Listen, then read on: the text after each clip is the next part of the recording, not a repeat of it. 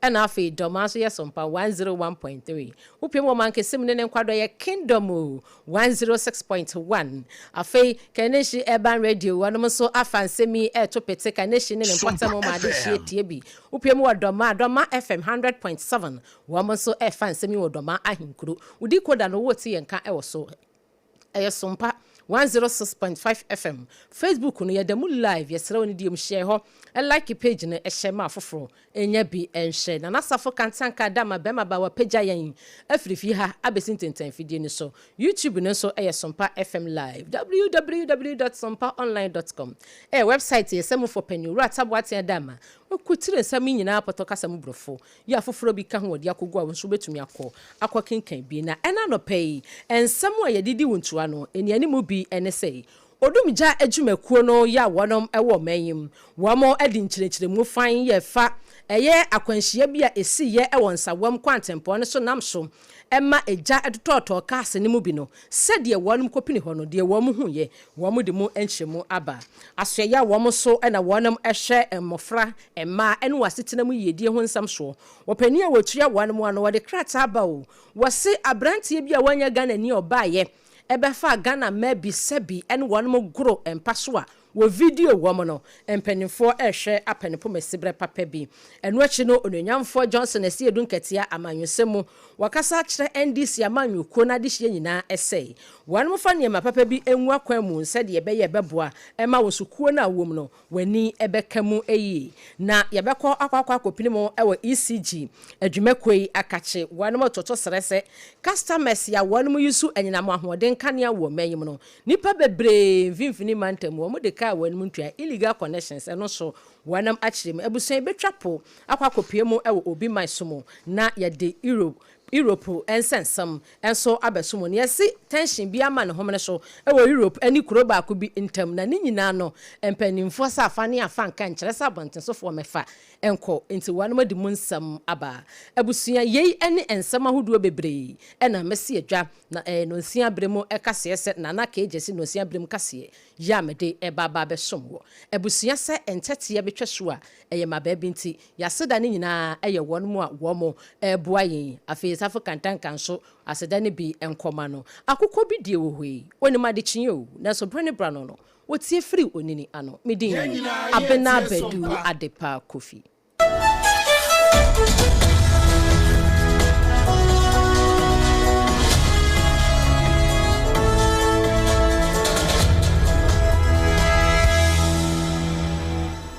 Arahusam ya esi ye enam so emakase ebese enum eni motorbikes ebese miensa ekosi ani gangan ewiase ekora ma wanum kire mu se eja toto kase ne mu ebi ewo eye ensawam ene enkran kwantempon no eso no odumja ejumekuo mechire Ghana National Fire Service wanum a entempatious womutimi ekopi ho wamo de krata ba na wonom akire mu sei odumja adwumekuo no ya wonom ewo ensawam empatemu wonom ewo krobie no ede okanta na wonom kire mu se arahusemi esiye no empanimfo bo wonom amane nura da ya 14 February na manfo di adofo da yi na sa arahusemi esiye na wonom kire mu se no nan epa ho minute ne be se aduanan enum 445 na wonom te arahusemi na odumja adwumekuo wonom a womu free so hum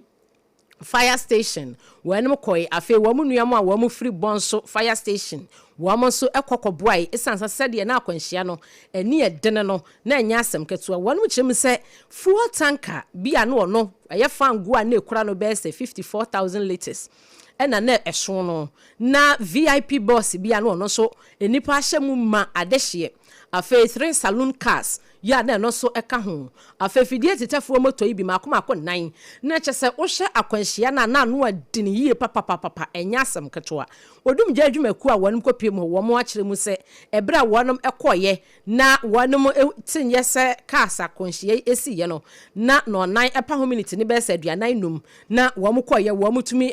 control die eja tomu a wasa wo mo tumi dum no na no ngotwe apa ho minute no aduonu enan 8:24 na wanum kire mu se wo mutumi dundum de ni nyina ewie ya na du baako apa ho minute no enwotwe 11:08 ene wo mutimi dundum kaase eja etomu se moto ne eja tomu a de eja tototomu nyina no wo mutimi edum no abusua share Facebook ne so eye SOMPA 106.5 FM so wonte ya brabache kaase pa enra eja etomu enya asem kotoa ewo eye ensawam enkran kwantimpon ya so odim je adwumakoi ekire mu essay said ye wanum ekoya wo mkohu sin no na kaase edoso moto makomako num na adehye no so edoso ye pa enti enam so kura ma adehye no wo bembe me ayame ho de bebre na naja wo betwa ahye na nko mo hwese wanum ebetumi agi adehye no bi afrim na so nyankopon ayadom wanum ehu se bibia akoyi a adehye no wo wo kaase ni nyina mu no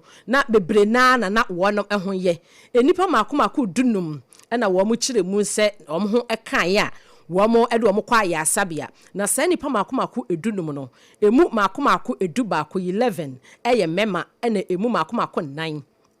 eno so eye ma na odumije adwumaku sei enipa makomako dunum a wo du wo koyi si ye ka se wo de ne ye critical pa na se nyankopon amfafi a wo betimi ati nananam nsedo no wo ye nwotwe enti out of 15 no emu 8 wo de no eye serious pa ya ye bompa ye se nyankopon beje won kwa ede ama wonom odumije adwumaku se won hwehwemu kakra wonom aye no wo gusu a wo ye wo nwie ehwehwemu bia bese bia no wonom ede beba monten ama SOMPA ya dane eche de ahwem ya de hye nemom wonom hyebo ese de fuel tankers no se pempie nya kwanhia mpo a ubehu se ebia enyunugu na de hye bi bempotam wonom abewan so wonom atwefa gallon obi befa bokiti obi befa pan no de akono ni nyina no wo se yade ha adwen pa wonim sade na edane to ye ne eje betom sabre no unhu da esan se nyankopon wode asie unhu da obewuo enti ne se bibi sase a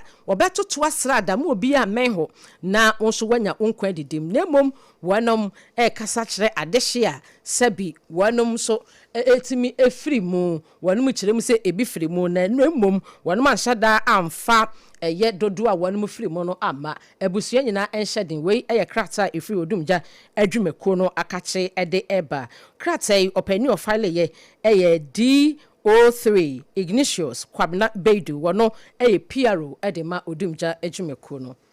wo insam foforo mu no wo soani ya wono ena wo hye enkwada ema ene wasetena mu yedie ho ensam so wonom krata na da manimun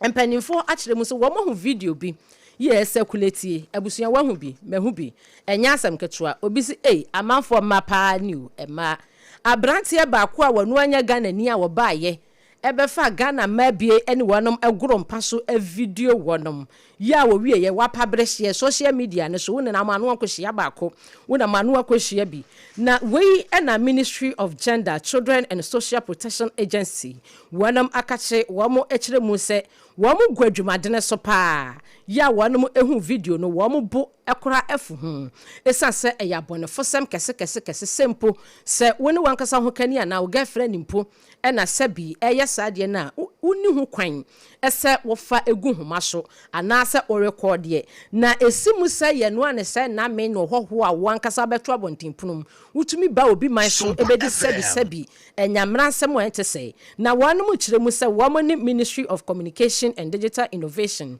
womo eka womo tam esiani womo sa brantie ni mprempren womo hwehwe ne Ghana ha womo hu ne de na kyese wabunika tema kopie no woni memo nanso no sede wose empanimfo a womo dwene womo eman ho adwene mu enipa ho emu ma ne mu nkwada ho ene obia eho no wonom be yenie womo be hwehwe mu akwakosi asesa brantie no wose yesan de ne bo manyim no obefesi mra na wose womo de ne ba no obefesi mra no senso ne kuronum ene ogya wo betena ho ne agya ye ne no atwene tan sataya wobetena ho ne na atwen esansa ya bonefo sempa empanifo ba ma ne ya kire mu se Ghana Police Service adwumako wo mo so wasomu a wo mo so ehwehwe mu yie pa esansa very very unlawful se woni obi kwampa so ana woni obi di sagoro no na ube record no mpo even se wo record obi kasa keke kora o so ask permission nipa no ma kwan ansa na watumi record esimu sen na wo de utimi yesa ne ma na cha se wo bai se wo bedi o ma yinya wo wie san so de abetu social media anso aba betwetwe abesere ntini mpanimfo se wɔn mo aso mo ka che Ghana de hye nyina se nye se ebia wɔn mo ayi wɔn ani da bi wɔn nyi wɔn ani na mmom nhwehwɛmu a wɔn ahyase ya wɔn di egu akwan mu ɛno ɛna ahye ya wɔn ɛhwɛ ɛyɛ ɛma enkwada enu afei wɔn mo asetena mu yedie ho ensam so wɔn mo so ɛde krata yaba SOMPA kase yada ne akiri ɛde asomwe yenwura mu an ɛwɔ abanyosem emu opani a wono woye titina ni edema NDC amanyoko metre National Democratic Congress eyo no nyafo Johnson esiedu enketia opani ne thank you to ya wahase no wo ma no wa suspend ne kakra wo ma no asan hyase kakra na wono chiremu se wode nanum ekopie mu ewo mfimfini emantamu biaye bi ewo adwumako enyan esiem abato empesu ya se wakwa kasa bebre na enum no waka kire MPP amanyoko no ese sebio ewiase so obi bro ama wasu a ente se wankasa ate wo na voluntary wankasa se ubesu na wayere hu no wasu bia wiapo ani na waprapra to ho na akoro no enti no se NDC amanyoko ne de ho no se sebio emu be yoda ejina wankasa wo so se munya oda ejina wankasa wo so enti no waka kire adehye ni nyina ese se de ensem a 2024 bra yeto aba na NDC amanyoko wanum hye boni nyina kakra ewom se aban no entimi meeting ni nyina de nanso no wogusu a woyen kakra nemom amanyoko no adehye no wanum hye ekwan ya yefa so ye o ma appointees no se ye appointew ese dwumadie wei ene ye de hye wonsa yesra wo aya no wahweni yesa wankase kuo no kura emunyode yan konfatri mu de bi se ye nyansa bi na chen Ghana fo na mum ye ba se ye be so na de Ghana fo pe ya ye de ama o na da bia ye kaisa de no gidi se trimude e ma be se mu e ma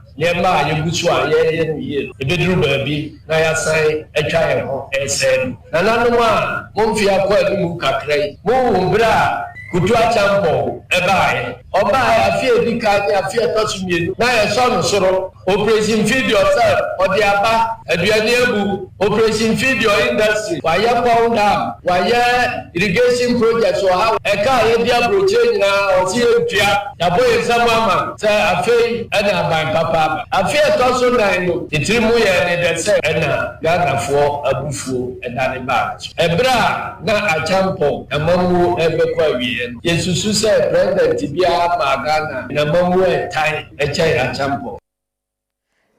Chairman Esiedu Nketi aka General Mosquito eno na bono amema ne metri so saa no ayese di aka ho wono ena mfimfini emantemu adwumako enyan esiem abato mpesoya so wadi nnanum eko akwade da adehye ase se 2024 wono moto aba no wo moto ne massively edema NDC amanyoko ne kasa ne wachiri no eno wachire mu bio se wo betoto asre appointees a wonom ewo NDC amanyoko mu esese bio se ya appoint wana adwumadie bi ehya wonsa enkyere se fa wonsa mienu bebubom nyafunyafu ne di ewose wodi nyansa ene adwene sanse mpani se so nyansa ne so na adwene fato adwumadie na wudi ne ho wose se NDC amanyoko no wo mo feri egina mo a ye point mo no eso eyesa Ghanafoɔ bedim ho ya papa ewo sa adwumadie no ya mantumi endi ne yie no uya jumane ebo abaso eye de nanso abaso bono ekono wa hwe na o ma edi utirimu a etimi dane ne ma papa uye ni ama ne be ebo eno nti esremo ye me di twato se enti amamba ene de chama so aka no ese okrompo ekum na dwan na osan franso tu ne ma ye de minister for akodua nyuma na no ene DC for omo ye adwuma ese so obi fa omo achi no ko se Bosha emudia wa he na etimi eriso emudia wa he na yebusu ayeye ena emudia wa he na yenyansa ase na aboa amamoso munkuya mudi no wanomatimi edini ye pa titina ni edema NDC amanyoko no nyamfos Johnson Esiedu Nketi ase kwa brantie aka General Mosquito mfimfini mantemu adwumako enya ne siem abato mpeso so ene ode sa thank you to yi ekoye na ECG ena ebo amanie wanomo akire mu se wo mo hwehwemu ene sede wanomo pese enyinam ahoden ne ya akono mu obi atimi yusu bie wa yusu nso a watimi atua ne kan yi se ne prepaid nso a eye ni na togusu nesa eye ni na togusu nesa obebu ani ate no na yese eye 0% na chese ya ma 10 kora aka ho koto ya 10 no wo mso makopiem wo mfimfini emantamu wa bra wo pani a wono wo ye general manager edema ECG adwumako no wo mo kire mu se wonom ekwa wo mo ekoye no na eye customers bi a wonom ayusu anyina mahoden no a wo sabio wonom entwiaka nam so emeka emini ECG adwumako no wo mo se customers mako be se 7,000 na wonom kire mu se wonom edeka ya wo mo buama ECG adwumako na collapse na chese wanya ban eye wo ankasa asemasi ni wa bentin o na mo ma adwuma yi eye dene de ma adehye na mpanimfo ekasa mu no maame Tamara Asomani Wiafe wono na ye general manager edema ECG adwumako yi wakasa kire mu se bra wonom ekoye na wo mo ekohu se ekabete pa mfimfini mantamu eda ho adehye ni entua no wo se wode ne nsa esum na no pa ekabese 6.105 million Ghana cedis na wohwemu a sa enipa 7,000 a wonum nyina ye ECG customers no wonom mo kano no entini finfini mantamu nko a na adehye 7,000 edeka 6.105 million Ghana cedis na ne ukọ atoye mantamu nso dia buburuja wo sei kai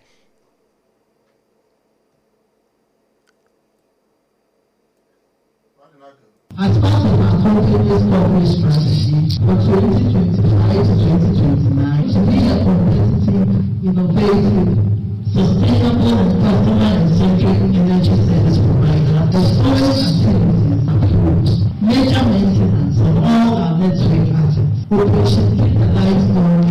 which we have done as open, vegetation controls, replacement of damaged poles, and upgrade of other sites conducted in all our overhead lines. Central Region has been given a target to monitor about 7,000 customers to recover 5.50 GMT, totaling 6.105 million. Improving revenue collection by our client target by monitoring of waste disconnected and suspended accounts over a long period to ascertain their status.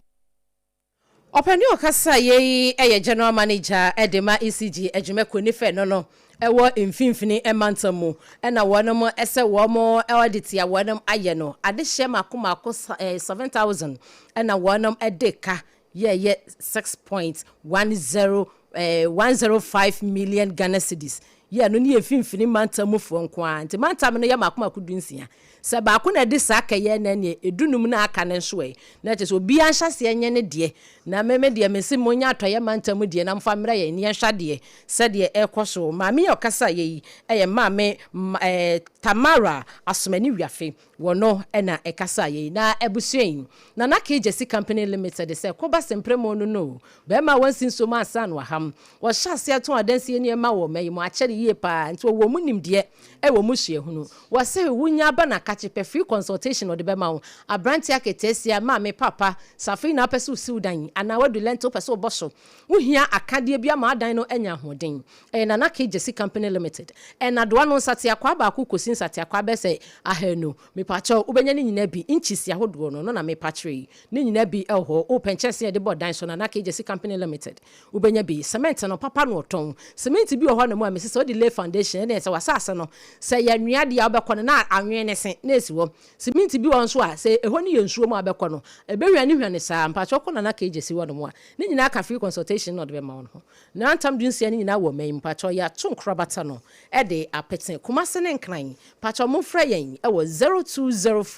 355 040 0204 355 040 just what kenke one say 3 Ghana cedis pe pacho say uto enkrado kono say bia uto enkrado kono kwa ho na ba bia uto bia restaurant ahodo wo pese uto enkrado kono a we ne nya fi na wo kwakwato bro akwakoso ho e de akonikanika akwakonyam na wawi abeka wuwie kura obesan abo wuwie a wasan so de sigya so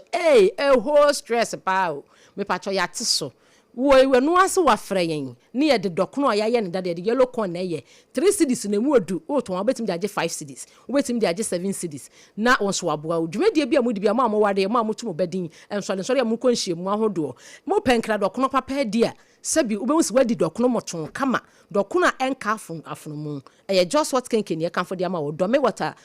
dome yawo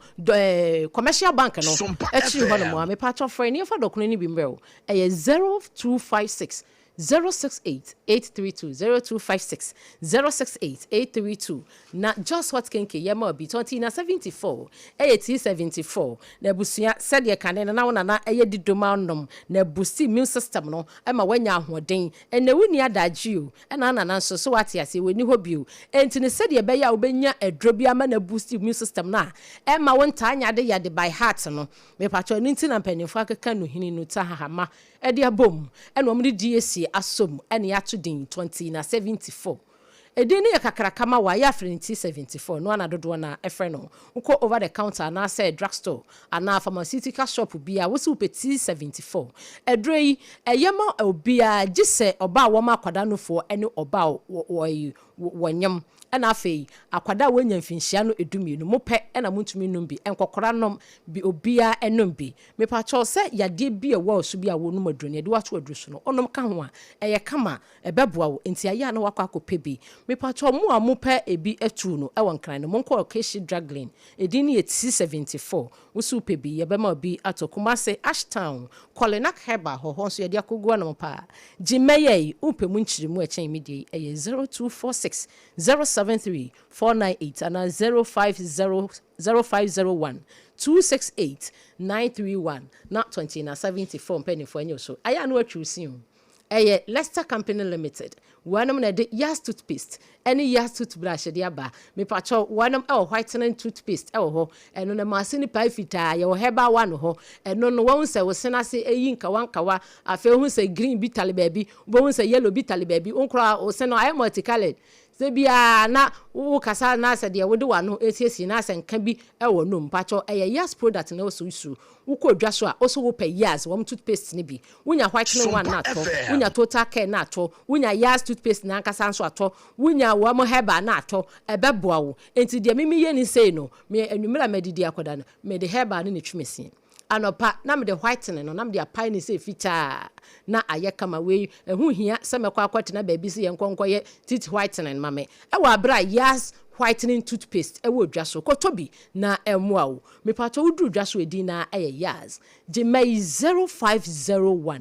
619-588 and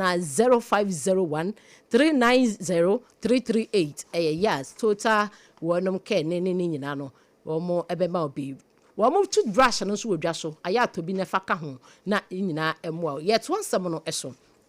e won sam foforo mo opani a wo kasa yi eye wosoani a wono obutu epoye emantam no ano ma me reta akosia awate wo kasa kire na nanom atena konwa sabi wonom wo epoye emantam nyina se wonom emua pa na ensase a eno no eye sebi a epoye mantam asase we otimu asase we eye aban dia asase we eye nananom dia yamua ne yanye sansase nyina emfanto se ebia aban no pese obeye dwumadie kese bi wo epoye mantam a yanya asase ne bi dia ma no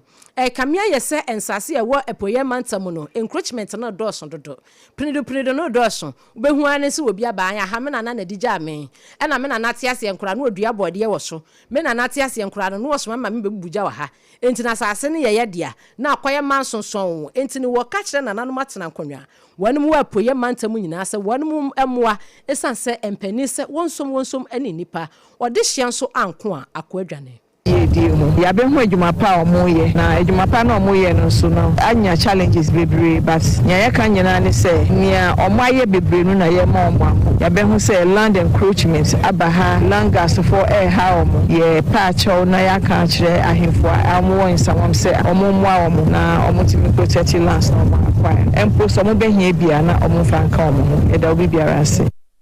Yanso yedase mame akwasua reta awate upiemu ewapoye mantam no suani a otua mantam no ano ya wobo adehye ho ne kasa no achi no wopani a wono wada Blue Ghana Limited ye company ya ewo eyensa woni opani ene Alester Jimate wono so ekasa kakra efa ekwan a wanom ehu se encroachment ekoso ewo sansase anama me reta akoso ya awate eka ho asemi wono simsam kakra wode to sompa kase enim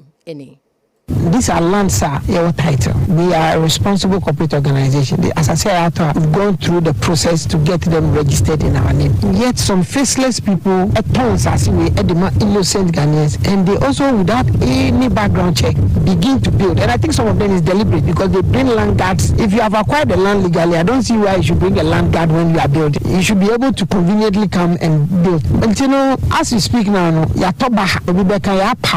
because not just here, we have lands in the central region around Bojuase, around the Kua land. We are just losing the land. And these are lands that we use to cultivate fruits like pineapple, papaya, passion, and the rest to feed the factory. We are losing all those lands and it's affecting everything that we are doing. In our pineapple farm around Bojuase, we used to employ 500 and over people. Currently, we employ just about 150. A giant and Sasina yes on the ban. I'm for near. Openi okasa ye openi awono otria Blue Skies Products Ghana Limited ano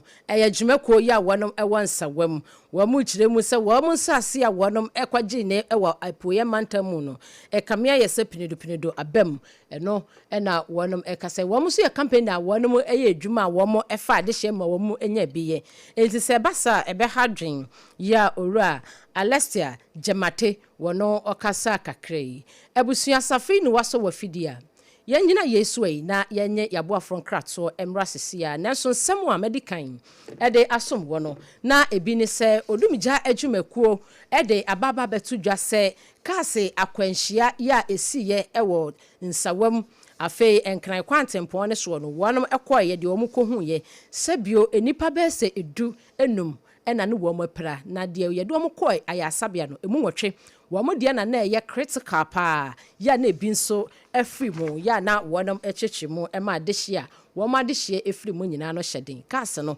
ejato ni nyina mu afei nso moto na eka ho so ejato mu dum jadwumako no ede mu nchire mu ebaye afei ECG adwumako ni se mfimfini mantamu adehia be 7000 ena deka wadam hwe no manyeje na emua adwumako no adwuma no so enkoso asoye wo so na wonam ehwe emma nkwada no wasechena mu yedie hu sam so se abranti a wonde wase Ghana obeba bedi dream na oba ye Ghana ma wane wanmo grom paso e video wo mo ma circulate no enye se wo mo ejim debi wo mo gusu a wo mo ene asoye a wo mo so no mo hwe abefo kwantempon dwumadie afi Ghana Police Service wo mo kan wo mo tamasi ni na de wase wonam eye no wo mo aya afa ho abusua misreo sima bako me basisia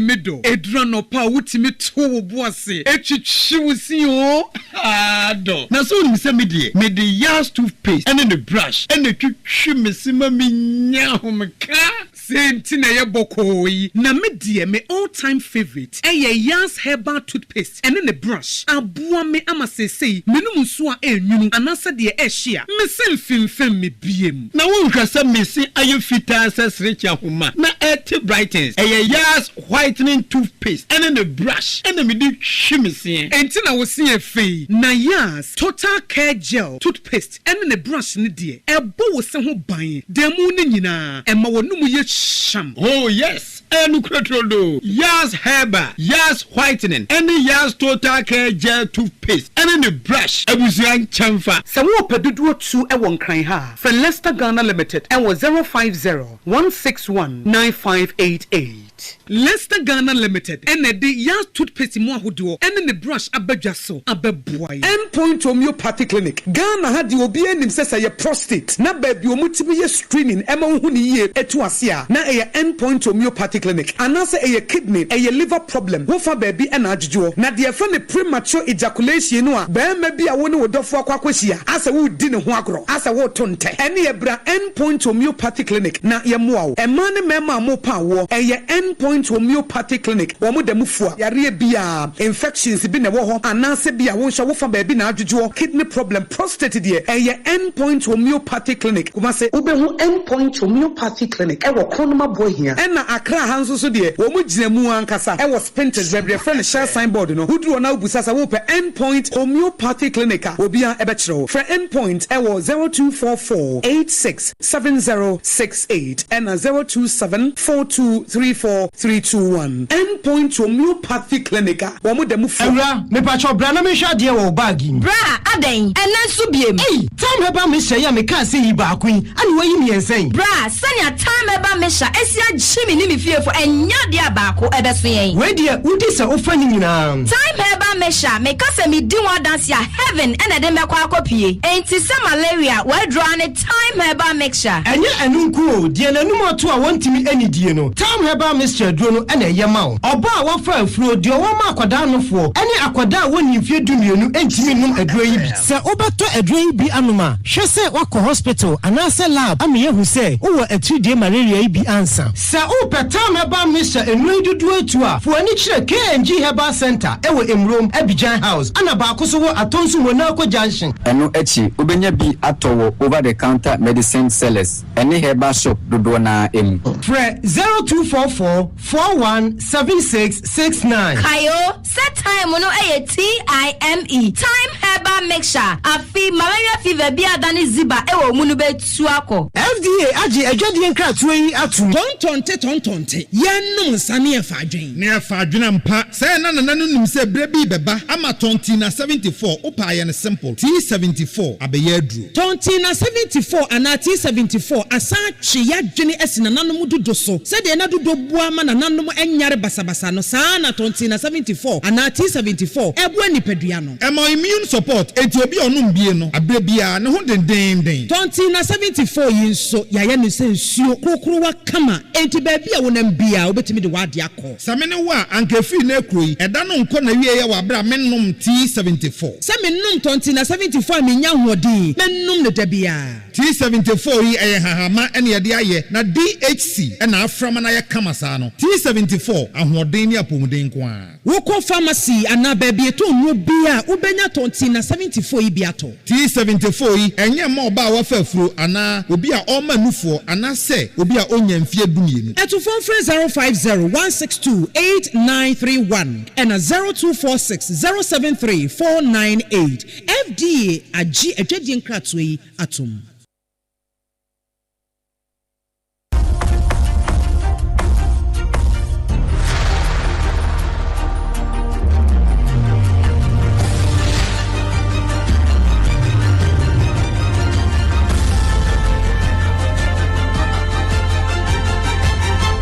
SOMPA TV Emma Aketiapa Ebusia market ya pa yeda sepa se wanya adaje atwen ya me age aboafo nkratso ba ne yekwakọ wie kase no ewo obi emaisumu na dwumadie bi ekoso ya wonom etudin ewo Europe ne eye USA entem na wanum kiremu se Yemenat Security Conference na dwumadie na se no na Marco Rubio wono na woye secretary edema US man no wo kasa kiremu se ewo musa menteme ho ase ewo oma Europe ena fe US mu de nanso no fane afanka enkyerese abontenso for mefa nkonti wanum gusu a wonom ede niema bi egwa kwamu wanum kiremu se bia Europe for ya wo madwen Europe mpanimfo ya wo madwen se US mpanimfo wanum pese wo abandon eye Transatlantic Alliance no a eda wanum ntam nam so ema wo eye da course ano a wo se dabi bibia sa eni wanum adwenem kura wanum ekire mu ewo dwumadie nase a wo etoto mu sei sedie enkita hudi a na eda Europe man no ene US man no entam no wo de niam egwa kwam no matimi a building yesan se wo hwe abakwase mu a wo ya amanya na wo kreke pa na bibi na esie ya na ase niam enkoyie nanso ni nyina mu no wanum eka kire ya we ye US fo eka kire Europe fo se enye wo agenda ese wamo ne wamo betena do anwoma so ne mbom wamo hwe ne wamo asisi na ewabra Marco Rubio wo kasa no na ebimu anu omo wadwumadie na se ne sanse mpanimfo na na ahie nti ebinim kai se wo mo ko eye meeting bi afia etwa mu e wa bra US one vice president JD Vance e kasa ye on the same issue na wono na sem wo kan ye no e kamia ye se wototu bi pa edema Europe mpanimfo entini na sesa wudi sansem imienu etun sene ne ade JD Vance kan ye ene de Marco Rubio yinso kan ye a ase wedi ne nam ha wedi ne nam ha wedi nam ha se ye ne mo betwe ye mpene sei ana wenso de nam se ye kai de na eda ye ntam ne yesiesie na yesanso kan ho abom sanse wohwemu a eba na adwadie mu eba no ye abodie mu ehwehwemu ene de keka ho a ni nyina wo mo ayebom ya na eboa entina numu ena na mpanimfo nso ekye won madwen na ni nyina mu no ena European Commission President Ursula von der Leyen wono so ekasa kakra kire mu se nani asopa ensemu a US Secretary owura Marco Rubio aka no wose nani agye ho esan se sebio enipa banu eyade na se omumienu nyina akoko wo soro a enkowie baabi ebe wiase kura no na escalate kura na so ba akoba fom na we kasa odokwan so no so dia de na kwane de e wo se ye hwane ye ne yi a ebetumi aboa nti wo kire mu se de US Secretary eka ye sempanimfo wo ewo US amemo na afi Europe memo wo nyina so eka no akomapam na wo agi ne yi a ebetumi aboa na ne nyina mu no na wo kire mu se de owura Donald Trump na demonstration yi eno na ase ehihim niam kakra sanse wo wura na no obi ni ba bia ya wotaage na futuo firi wono ko abemu a na se wo de abebom kum ene se obefa sa wonfa na ne wankasa utim na ni nyina mu no na mpanimfo akire mu se US man no ene Europe man ne de wo mo bekoso a ese wonu betumi akeka niema asimu eyie bio se de beya eba no bambo mu nsam eba no sika mu se ye invest e wo man we mu e ma enkoyi a kane no no mo wo sankita hodie no ya na eboa wono mo behwe na wono masanso akwakofa bio mpanisa sankofa yenchi enti no ni nyina mu no na eye Europe kra wo mo commission president ye kasa chim no kura no wani sa US one secretary no kura no Marco Rubio no wa yonkofa na sa yonkofa da wo montam no emu edin ya won behwe akeka bibia ede esikwam ebusia weiso na ye gina ama na na ka ejesi no sia bremu kase a ya de sum firi sompa so no ye bu ni kom se pin afi ni waso afidi ansam adidi wontua no ebi ene sei aso ye wo mo ene wo mo hwe enkwada ene ma wasetiremu yedie mu nsam so eka ho mekire Ministry for Gender Social and Welfare no wo mo sei abrantie na wo ba ye ene Ghana for ma bi kompa so a wo record ye no wo mo ene posifo afei ahweye wo mo ehwe communication and digital no ene innovation so no wo mo ka wo mo tamasiani ehwehwemu mapo mo de koso abrantie de baby okohye bia tokoro bia one be fetching out near the Najina and Bremo, you didn't some show. ECG, a Jamaican ne friend and one fifty mantam penny for say. At this year bear says 7,000 and a you swing among what then caniano. A 150 mantam, a woman, a deca womuntia. Cabe says 6.105 million Ghana cedis. Ya one more shena woman aje. Wouldn't judge me consuko pia more and crinensa one quantum portion in Afa Quenchia, ya fuel tanker, VIP bus, a fay, a year saloon car. Eka ho nam so moto nso ka ho a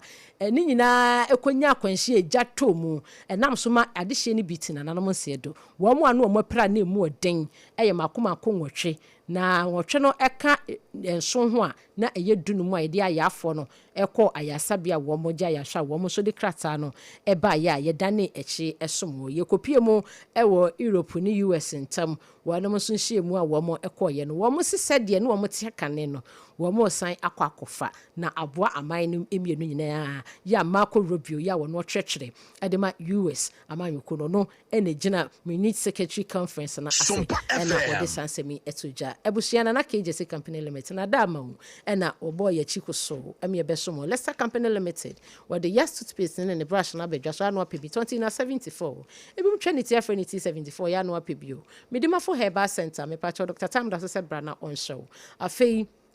Just Hot Kenke 3 Ghana cedis pe na efreyen na yɛfa dɔkono ne bi emro wo a wogye brani adagye etie yɛn Nyankopɔn hyɛ na yɛkwasi ada bɛkɔ asɔde afei Facebook fo ne YouTube fo nyina yɛtwa mo puse mo yɛ ade dododo Nyankopɔn hyira mo na nasafo kantanka da ma ne tam yɛn efiri fie ha bɛsi ntentan fidie no so ma wonya bi ɛhwɛ yɛn me a megye brani adagye nso ɛbɛsi nsɛm yi ɛde so mo sɛ sompa ɛkase emidin ABENA BADU ADEPA Kofi ebusuamadase akra